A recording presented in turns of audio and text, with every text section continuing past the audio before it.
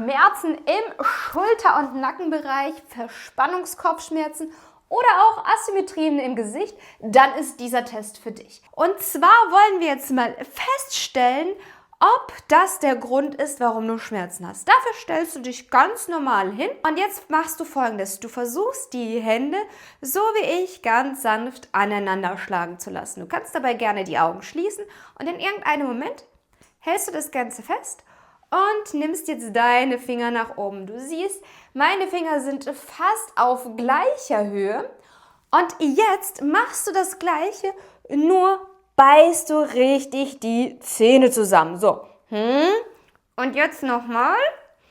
Wieder zusammenklatschen. Und hopp.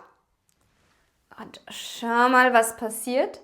Die eine Hand ist höher als die andere. Das bedeutet, dass die Kaumuskulatur verspannt ist. Und ja, bei mir ist die Kaumuskulatur auch verspannt. Und wenn die Kaumuskeln angespannt sind, dann wird es sich das immer auf den Schulter- und Nackenbereich auswirken, weil unsere Kaumuskulatur, also der Kauapparat, hier mit dem ganzen System verbunden ist. Auch kommen Spannungskopfschmerzen ganz häufig von den Kaumuskeln und auch Asymmetrien im Gesicht. Das bedeutet, wenn du das Ganze lösen möchtest, dann musst du mit Entspannung arbeiten. Das heißt, wenn du Stress hast, dann musst du diesen Stress aus deinem Alltag versuchen zu minimieren, denn wir verarbeiten unseren Stress ganz häufig in der Nacht über unsere Kaumuskulatur. Und wenn du Stress regeln möchtest und reduzieren möchtest, dann kommentier einfach 111 unter diesem Video und ich schicke dir ein Atemtraining,